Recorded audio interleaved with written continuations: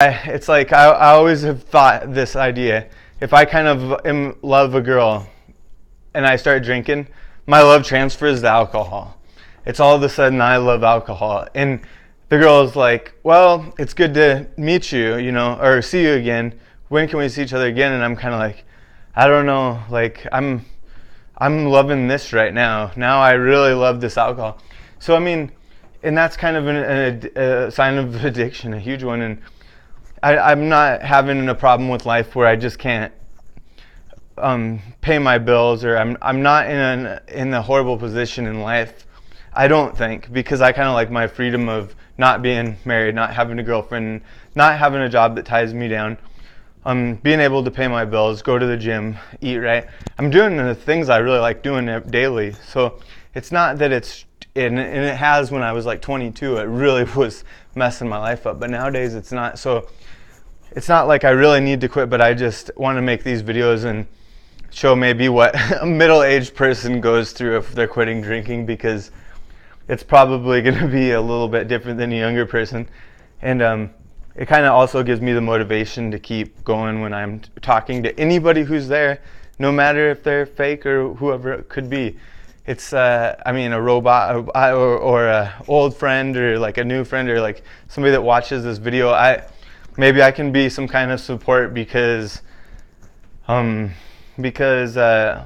not? If I can make a video to send out into the world that people can watch, and they, and it can, and people can also agree with, then, and I'm also gonna say, I want to say too, when I drink, like if I drank a beer right now, I'd probably drink at least 5 or 6 more today, no matter what.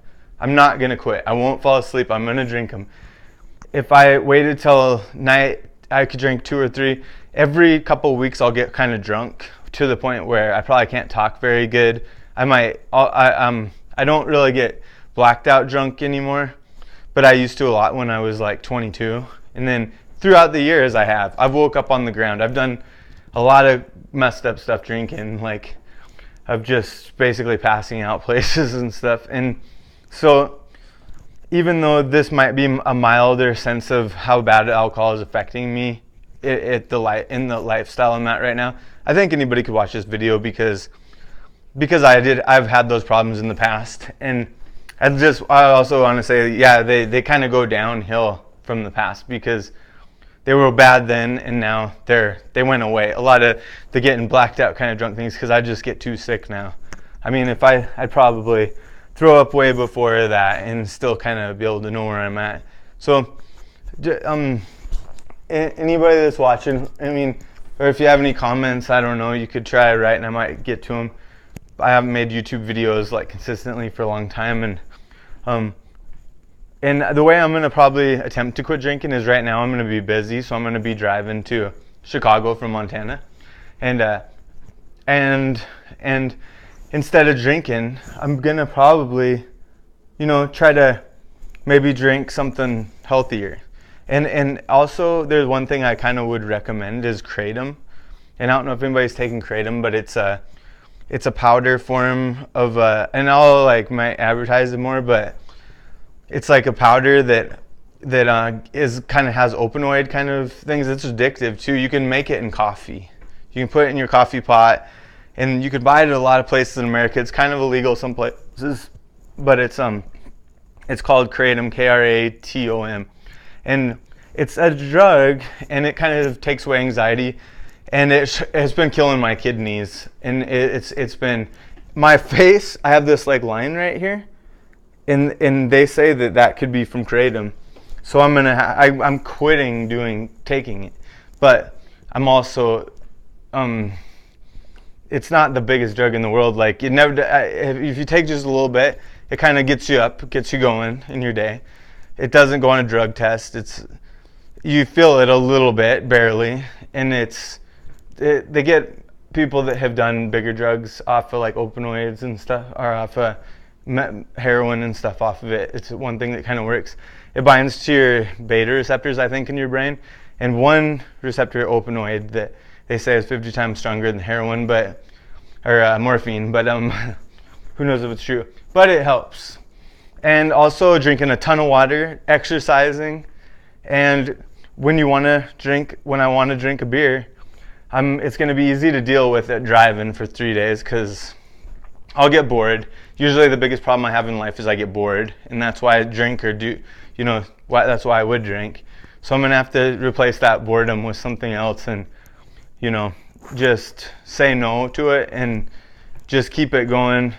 And probably in 2 weeks I'll be feeling really good, and that's one of the most dangerous times is you start feeling really good and it's almost up out of control too, which not just being depressed but feeling really good makes me drink. I've never been diagnosed with like bipolar, but there's I probably would fit into some of those things.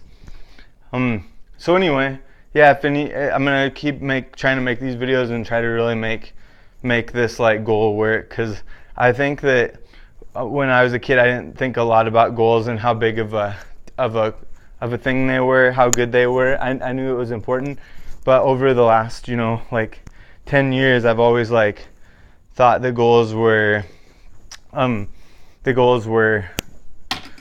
really good thing, because it's a beginning, a middle, and an end. So it's an accomplishment, and those things give you confidence, and you can do it for free. It's a 100% free thing you can do, and it doesn't mean you need to lose friends or drastically change your life, but it means that you're moving in a productive movement that probably is kind of beneficial to every part of your mind and your body, and so that's good for anybody. So like that. Anyway, that's kind of here's my 20-minute long video. If anybody ever watches it, that's probably kind of my first part of my story of quitting alcohol and seeing how it helps my life. I don't have a lot of video or pictures that show my life now. I mean, it'd be fun to judge, I'm sure, and say, what the hell is this guy doing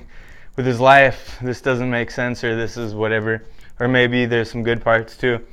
But I was trying to go to school for comedy in Chicago after kind of working around oil companies for 10 years. And so that's kind of my new adventure. It's a goal, and I just took off to do it 2 years ago. And I did really good for a year, and the last year kind of fell apart. And so I kind of realized I needed to take a trip, and coming to Montana gave me a new perception on it. So now I'm like, I might as well start over in every way. I'll go quit drinking.